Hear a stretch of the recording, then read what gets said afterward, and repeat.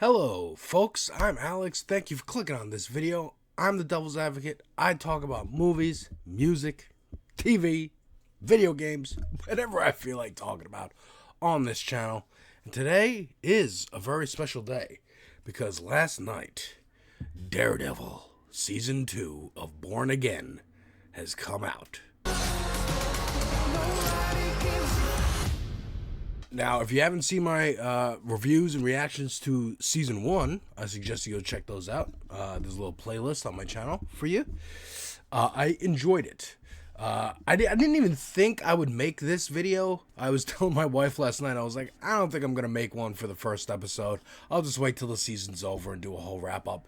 But after watching that episode, I had to talk about it. If you've seen my reviews for the other season, I was talking about how there was a lot of reshoots, rewrites.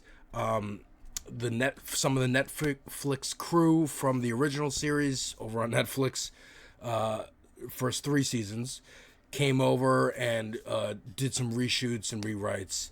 We got Punisher in there. That wasn't supposed to happen. I think Foggy and Karen also weren't supposed to be in that show. And you did feel it. There were definitely some times where it was clear that the Disney team shot these sequences or had this narrative that they wanted to go with, and then the Netflix team shot these sequences and had this narrative that they wanted to go with. And here, I feel like, just from episode 1, it's smoothed out a bit, where it's not as striking cinematically as Netflix, and it's not as bland as a lot of the Disney shows and movies have been in recent years.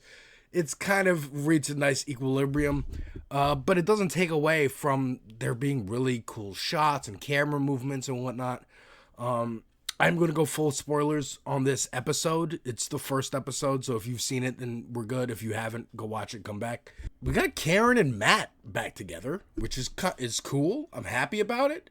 They should be together, but at the end of season 1, we kind of got an inkling that she and Punisher had maybe a fling together, or that he had one of them or both of them had crushes on each other and maybe had met up. We don't know. And Matt and Karen didn't get back together at the end of that show, but in the time between, it seems they're just fully together again. They're living in secret and hiding because the warrants are out for the vigilantes in New York. You got Mayor Fisk, Wilson Fisk, the Kingpin. His anti-vigilante task force is still riding strong and using the Punisher logo, which I thought was interesting. It's on the actual official uniforms that they're wearing. And I'm thinking, is that Kingpin just being a little, fuck you to Frank and being like, I'm going to take your logo and use it against you. We also have seen Punisher. Check out my Brand New Day, Spider-Man Brand New Day trailer reaction. We saw Spider-Man and Punisher in that trailer. And I think there's been rumors that Punisher's not going to appear in this season at all. And I'm like, okay, look, he's in Spider-Man. I'm happy to see him in Spider-Man. He's got his own Punisher Last Kill or some kind of a Disney event like the Werewolf by Night thing coming out, I think, later this year. So we're going to get plenty of Punisher. I'm sure he'll show back up. Please don't kill Punisher. Marvel, please. I love, again, the cops in this. One, it's always ACAB, right? Comic books have always been woke. Police have always been corrupt. It's just nature. And ICE. That's the metaphor that we're going for here, right? It was obvious they were doing a pastiche of Trump with Wilson Fisk in season 1. I was surprised how far they went, especially watch part 2 of my review of season 1 and the way Punisher dealt with these cops. One of the cops is here in this show, and I was like, I thought you were taken out. I completely forgot you're still alive, but okay. And he's, abusing his power like most cops do. Look at the statistics. And they are doing what ICE does. right? So we're kind of doing a criticism of cops, but also a criticism of ICE and how Trump is using it as his personal Gestapo. So too is Wilson Fisk using the NYPD as his personal Gestapo, or at least one faction of it, because it's still Disney. So we still have to be like, well, it's just this one faction who are essentially Punisher goons. So there'll be good cops, I'm sure, propaganda happening in this show. But again, at least we get some kind of criticism. Now, I'm sure plenty of YouTubers are mad about it. They were mad about that show, The Pit, which is like a ER kind of show on HBO for like showing an ICE agent walking into an ER room and arresting someone as they're like being treated by doctors, and right-wingers were like, oh my God, this is bullshit. This is so woke. What is happening? It's like, this is what's happening in real life. This is what the show is doing. This is what SVU does, Law and Order. This is what medical dramas do. They take real life cases and they go, hey, let's dramatize it in our show. So too is Daredevil dramatizing these anti-vigilante task force people going into a restaurant, a Greek restaurant, an immigrant restaurant, and harassing the owner, literally punching her in their face again, much like cops in real life. Check the statistics. Do to women all the time, and worse, and just hunt down these two dudes who were like bringing in an oil tanker a cargo ship full of illegal weapons for Fisk, because he's now completed his project, which is like a jurisdictionless part of New York, where, again, we're in the Marvel universe, who cares? But in season 1, it was revealed, he's like building this out so that he can just use it as a port to bring in any kind of contraband, drugs, guns, girls, slaves, whatever. So that's who they're hunting. But these people were clearly hired as fall guys. And Fisk and the cops are hunting them so that they can eliminate loose ends.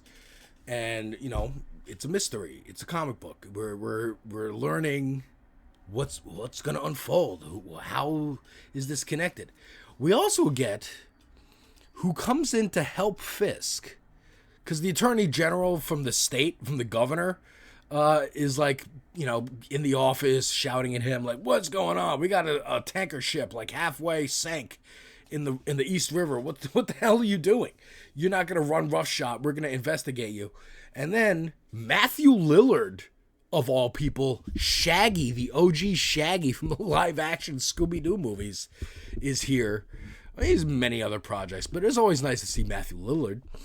But he's like, I'm from Langley. I'm from the CIA. And the guy's cell phone starts to ring. He said, you should pick that up. And he picks it up. And he's like, yes, okay, Miss DeFontaine. So we know, that's Vanessa DeFontaine, Julie Louis-Dreyfus, what is that her name? Character? Elaine from Seinfeld's character. She was in the Thunderbolts movie. She was in a lot of other movies too, but she was main villain in the Thunderbolts movie. Having just rewatched it again with my wife, it's fresh in my mind. So I'm like, is she the CIA director still? The impeachment didn't happen? Or is she just like in charge of the Avengers, the new Avengers now? So she has this kind of standing and good PR that she can still order around people. I don't know. Or is this just like one of her assets that happens to be still at the CIA, and she's like, that's one of her contacts? I'm excited to see who it's revealed that Matthew Lillard is in this show, because I love Matthew Lillard, and here he is. Again, this episode, it all I'm looking for, and why I decided to talk about it, is because, one, fuck the police, and that's awesome that they're still on that. They're not letting up. Literally, you have the restaurateur call the cop a fucking fascist, and I'm like, oh my god, this is approaching Andor levels.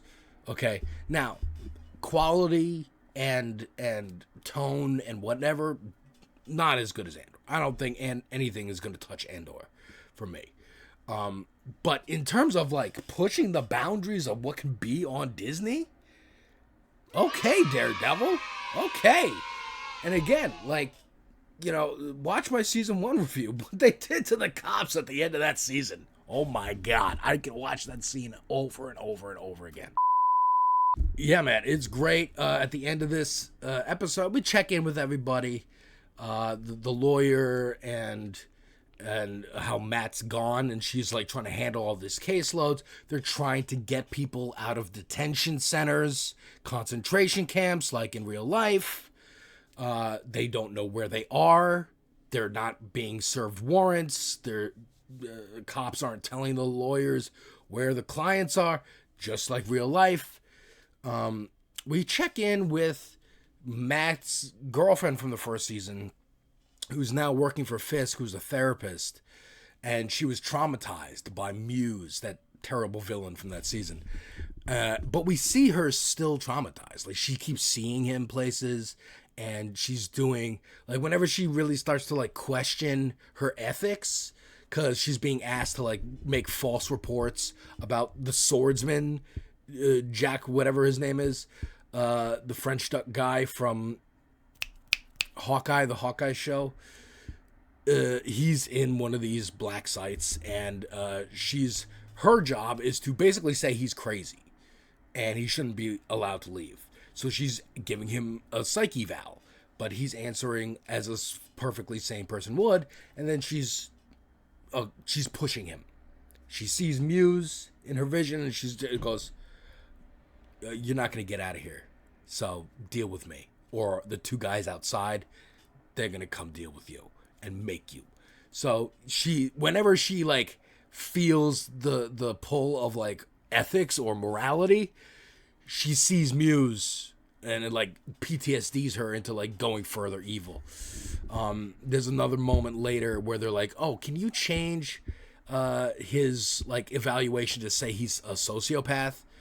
And she sees Muse in her office, and she erases it and then checks the box where like he hears voices and visions and stuff. And so I'm wondering, and they do this cool thing where like whenever that's happening, they kind of tilt the camera, so like she's going back into like PTSD, and we get the flashbacks of the murder scene of Muse. Cool stuff happening in this episode. I'm excited to see where it goes. I'll be back at the end of the season to talk about it in full. At the end of this episode, we have Matt's private investigator friend, who also works at the law firm, Cherry, I think his name is. The cops show up to his house, break in. They're like, "Dude, we're going to kill you for, working against us. We know you're working with the Devil's Hell's Kitchen or Matt Murdock, whatever. We don't care. We're going to kill you." Cops killing black people, not new. Check the data, check the statistics. Matt shows up just in the nick of time to beat them all up.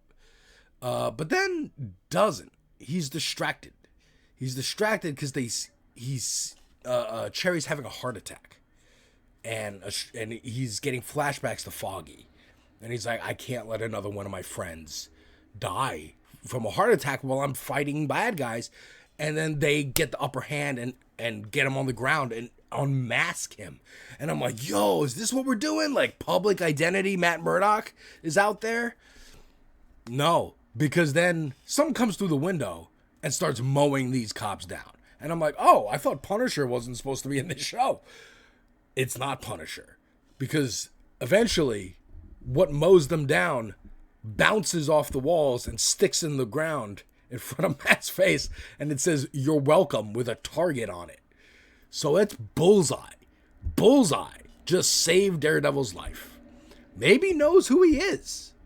I think he does know who Matt Murdock is. I think he knew from like season 3 of Daredevil when he was introduced back on Netflix. So man, I don't know what's going on with Bullseye. I'm excited to see how this goes forward. We did hear mention Karen and Matt were talking to each other and saying, "Oh, Where'd your source say? And Karen was like, well, Jess said this. And I'm like, oh, it's Jessica Jones, and we know she's in it. We've seen her in the trailer. I'm hoping we get Luke Cage and Iron Fist. I don't even give a fuck that Iron Fist sucked as a TV show. He was cool. He was cool in The Defenders. He was cool when he showed up in Luke Cage Season 2. I ain't got no problem with Danny Rand. I hope Colleen Wing comes back. I hope Misty Knight comes back. I hope everybody from the Netflix shows come back because they were great, and I want their stories to continue in the MCU. Folks, that's all I got today. Short little 16-minute video talking about it, getting my thoughts out about episode 1 of season 2 of Daredevil Born Again. I am so excited to keep going with this. And I think in a week or two, we got The Boys season 5, final season coming out. So I'm going to be talking about that as well. Tomorrow, I'll be on Twitch playing the hell out of Crimson Desert because I've been aching to play it since I watched my friend play it on Friday on launch. I bought it. It took all day to download yesterday. I ain't got no time to play it today, but I'll be on it tomorrow over on Twitch, and you can follow that. There's a link in the description. It's on the screen right now. But yeah, folks, we got lots of exciting stuff happening on the channel, happening in the Devil's Advocate Productions Cinematic Universe. But anyways, folks, that's all I got for you today. Thank you very much. Have a great evening.